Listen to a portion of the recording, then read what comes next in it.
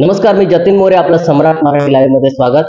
आज आपण या ठिकाणी रायगड जिल्हा परिषदेच्या माजी महिला बाल कल्याण सभापती, त्याचप्रमाणे वासंबे ग्रामपंचायतीचे माजी सरपंच संदीपजी मुंडे यांच्या सौभाग्यवती, त्याचप्रमाणे रायगडचे खासदार सुनीलजी तटकरे, महिला बाल कल्याण मंत्री आदित्यताई तटकरे यांच्या निकटवर्तीय समजल्या जाणाऱ्या राष्ट्रवादी काँग्रेस पार्टीच्या महिला रायगड जिल्हा अध्यक्षा उमाताई मुंडे आज या ठिकाणी उभ्या होऊ पाहत असलेल्या वासंबे ग्रामपंचायतीच्या थेट सरपंच पदाच्या निवडणुकीसाठी त्या उभ्या आहेत.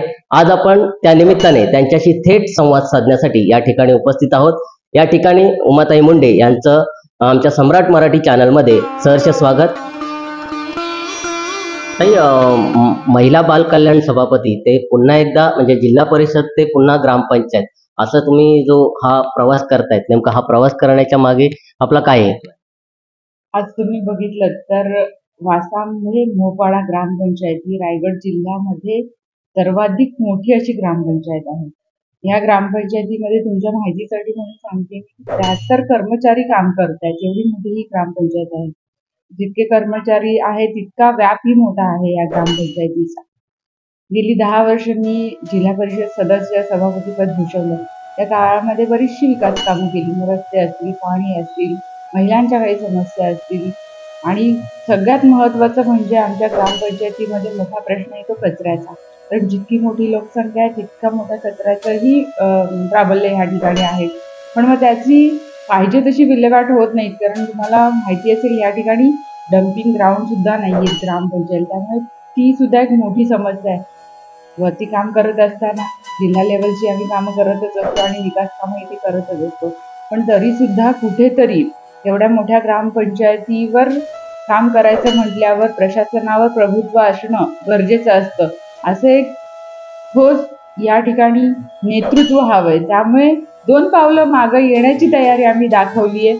खरं तर संदीपजी मुंडे तुम्ही बघत असाल, गेल्या 25 वर्ष ग्रामपंचायतीच्या विकास कामामध्ये त्यांचा नेहमी सहभाग असतो आणि तुम्ही बघाल प्रचाराच्या माध्यमातून सगळेजण त्यांच्या कामाची प्रशंसा करतच असतात.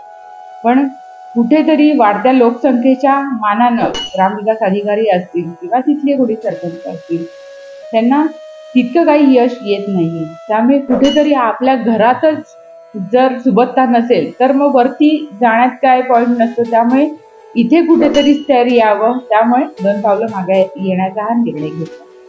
ताई, ज्याप्रमाणे आता तुम्ही सांगितलं की हे ग्रामपंचायतीचा व्याप खूप मोठा आहे, खूप कर्मचारी संख्या आहे, वाढती लोकसंख्या आहे, कचऱ्याचा प्रश्न आहे.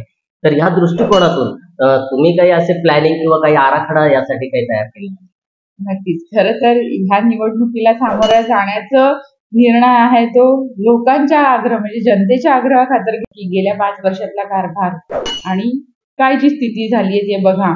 आणि आता नेमकं आपल्या रसायनीकरण किंवा वासांबे मोपाडा ग्रामपंचायतीत काय हवंय त्यांनी सगळं सांगितल्यानंतर आम्ही हा निर्णय घेतला. पण येणाऱ्या काळामध्ये नक्कीच आता तुम्ही बघितलेत की गेल्या 2 वर्षामध्ये जो कोविडचा काळ चालू होता, कोविडच्या काळामध्ये अक्षरशः लसीकरण कुठे मिळत नव्हतं.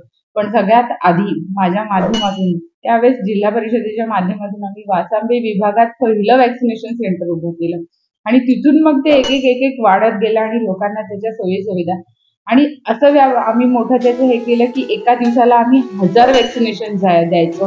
कारण लोकसंख्या तितकी मोठी आहे त्यामुळे तितकं मोठं ते करायला लागायचं आम्हाला. असं करून करून अगदी ते सगळं वॅक्सिनेशन पूर्ण केलं. जे एक समस्या येतात त्याही इतक्या मोठ्या असतात, त्यामुळे त्या निवारण करण्यासाठी सुद्धा सक्षम नेतृत्व असणं गरजेचं आहे. त्यामुळे हा निर्णय घेतला. आता आपण म्हटलंय की वाढती लोकसंख्या आहे, बरंचसं इथे आवाक आहे मोठा. तर त्या दृष्टिकोनातून, त्यांच्या आरोग्याच्या दृष्टिकोनातून कशा प्रकारे या ठिकाणी आपण काम करतो? नक्कीच येणाऱ्या काळामध्ये अगदी 0 ते 6 वर्षाची मुलं असतील, आमच्या गरोदर माता असतील, माता भगिनी असतील किंवा वयोवृद्ध असतील, यांच्यासाठी ज्या काही योजना असतील सरकारच्या माध्यमातून असतील, आमच्या पालकमंत्री आदित्यताई यांच्या माध्यमातून असतील, त्या नक्कीच इथे राबवल्या जातील. खरंच आपले मोपाडा वासांबे उपकेंद्र आहे, या ठिकाणी रिसचं उपकेंद्र आहे. या व्यतिरिक्त सुद्धा आणखी एका उपकेंद्राला आमच्या माननीय मंत्री आदित्यताईंनी मान्यता दिलेली आहे. म्हणजे लवकरच त्या ठिकाणी ते सुद्धा करण्यात येईल आणि त्या माध्यमातून नक्कीच सगळ्या जनतेची सेवा तिथे करण्यात येईलच. मॅडम, तुम्ही जे महिला बाल कल्याण सभापती पद भूषवलेलं आहे, त्यामुळे त्याचा तुमच्याकडे बराचसा अनुभव आहे.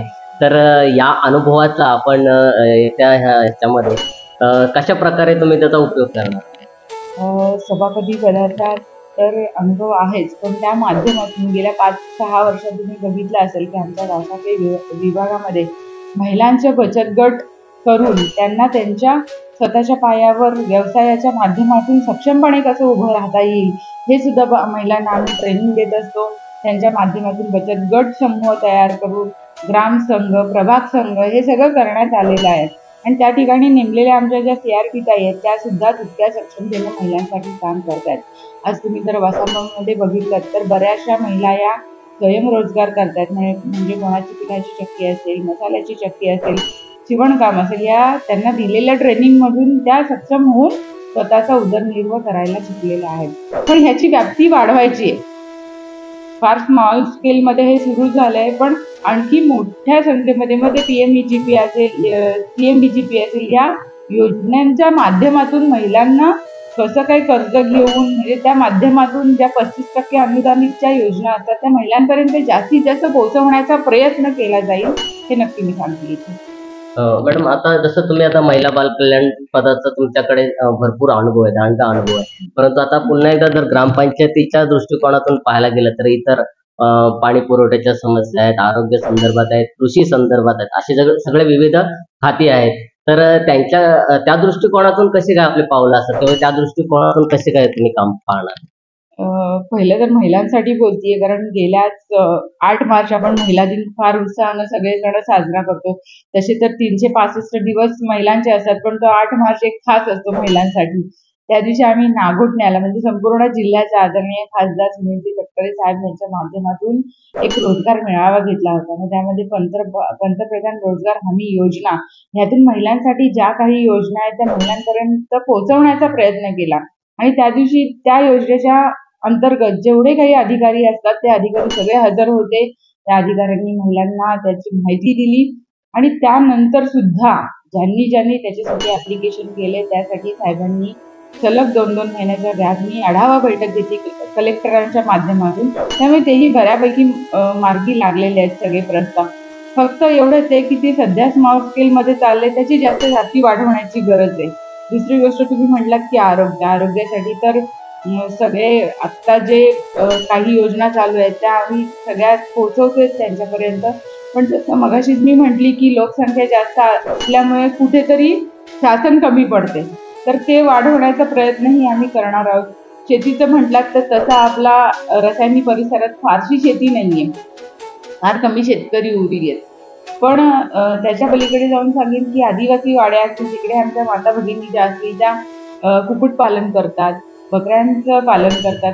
हे सुद्धा त्या बऱ्याच प्रमाणात करतात. तर 75% अनुदानित किंवा 50% किंवा 35% अनुदानित ज्या काही योजना असतात त्या माझ्या माध्यमातून जिल्हा परिषदेच्या योजना असतील त्या त्यांच्यापर्यंत अजूनपर्यंत मी पोहोचवत आलेलीच आहेत आणि ह्यापुढेही पोहोचवण्याचा निर्धार असणारच आहे.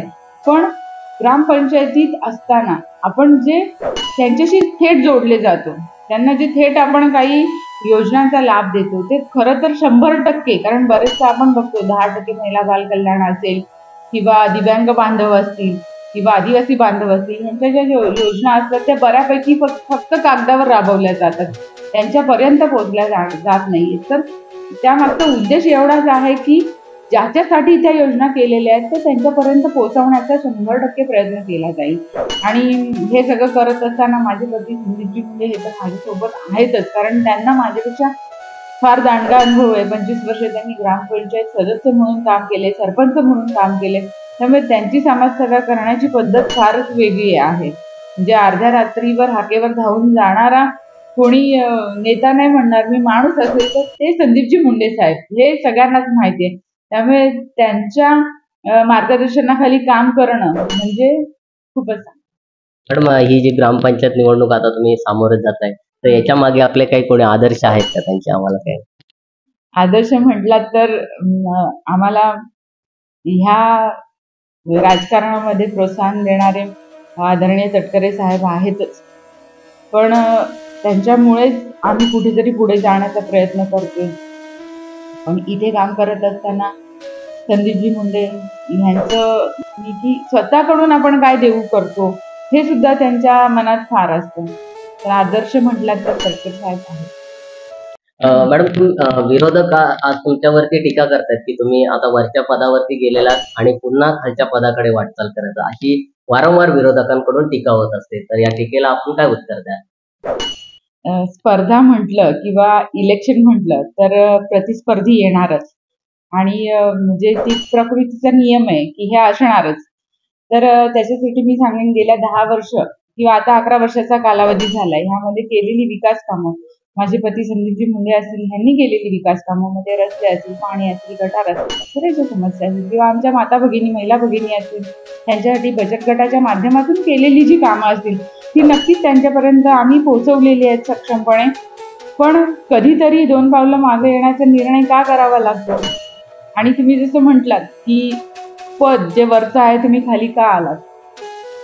कुठलंही पद हे लहान मोठं नसते.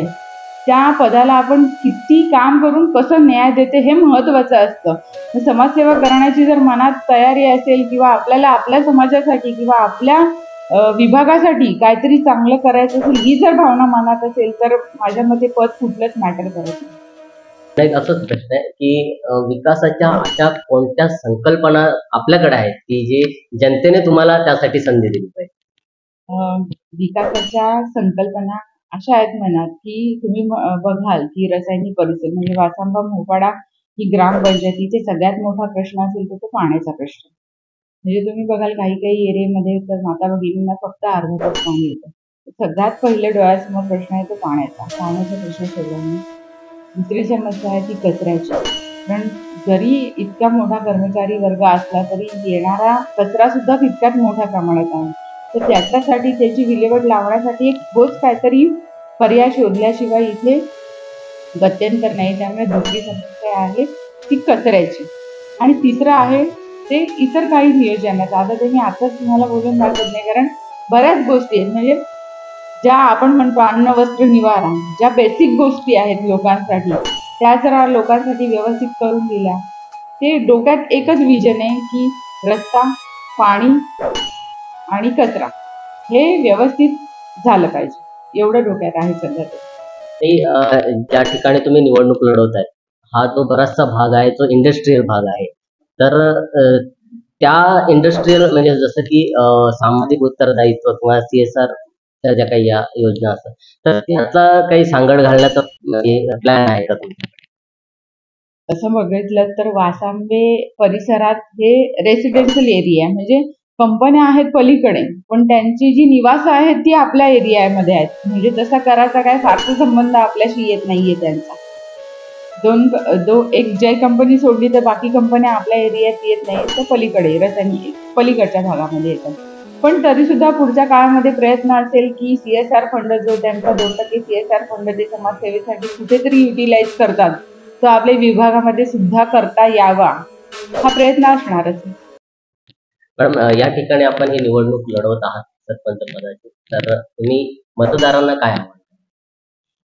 निवडणूक लढवताना मतदारांना एवढंच आव्हान असेल की वासांबे मोपाडा ही ग्रामपंचायतीचं आवाका इतका मोठा आहे की ती सांभाळण्यासाठी एक भक्कम नेतृत्व त्याच्यासाठी पाहिजे. म्हणजे ज्याचं प्रशासनावर प्रभुत्व असेल असं कोणी व्यक्ती तिथे हवंय. दुसरी गोष्ट म्हणजे एवढंच सांगेन की आम्ही केलेली जी विकास कामं असतील, रस्ते, पाणी, गटारं, महिलांसाठी, वृद्धांसाठी, बालकांसाठी जी काही कामं केली ती नक्कीच मतदार बंधू भगिनी डोळ्यासमोर ठेवूनच महाविकास ग्रामविकास आघाडीचे जे काही 17 आमचे सदस्य आणि सगळे सदस्य तुम्ही बघाल तर सुशिक्षित आहेत आणि येणाऱ्या काळामध्ये विकास कामं करण्यासाठी अतिशय सक्षम आहेत. त्यामुळे मतदार बंधू भगिनींना एवढंच आव्हान असणार आहे की गेल्या काही वर्षामध्ये केलेली जी विकास कामं म्हणजे कोविडच्या काळापासून केलेली जी काही विकास कामं असतील ती फक्त सर्व बंधू भगिनींनी डोळ्यासमोर ठेवावी. कारण आमचा एकच ध्यास आहे फक्त वासांबे विभागाचा विकास, विकास आणि विकासच. म्हणूनच ह्या सगळ्या गोष्टी मतदार बंधू भगिनींनी डोळ्यासमोर ठेवूनच आम्हा सगळ्यांना नक्कीच ते कौल देतील अशी विनंती आहे. या ठिकाणी वासंबे ग्रामपंचायतीसाठी उभ्या असलेल्या राष्ट्रवादी काँग्रेसच्या महिला जिल्हाध्यक्षा आदरणीय उमाताई मुंडे या निवडणुकीसाठी उभे आहेत आणि त्यांनी या मुलाखतीद्वारे जो त्यांनी त्यांच्या कार्याचा याआधी महिला बालकल्याण सभापती असल्यापासून ते पक्षाच्या कार्यकर्त्या असेपर्यंत त्यांनी जी विकास कामे केली त्या विकास कामांचा लेखाजोखा त्यांनी या मुलाखतीच्या माध्यमातून आपल्यासमोर मांडलेला आहे. त्यांचा आभार व्यक्त करून त्यांच्या पुढील जे सरपंच पदासाठी त्या उभ्या आहेत त्यांना सम्राट मराठी लाईव्ह कडून खूप खूप शुभेच्छा व्यक्त करून या ठिकाणी त्यांनी आपल्याशी जो थेट संवाद साधला त्याबद्दल पुन्हा एकदा त्यांचा आभार मानून त्यांच्या पुढील यशस्वी वाटचालीस सम्राट मराठी लाईव्ह कडून खूप खूप शुभेच्छा.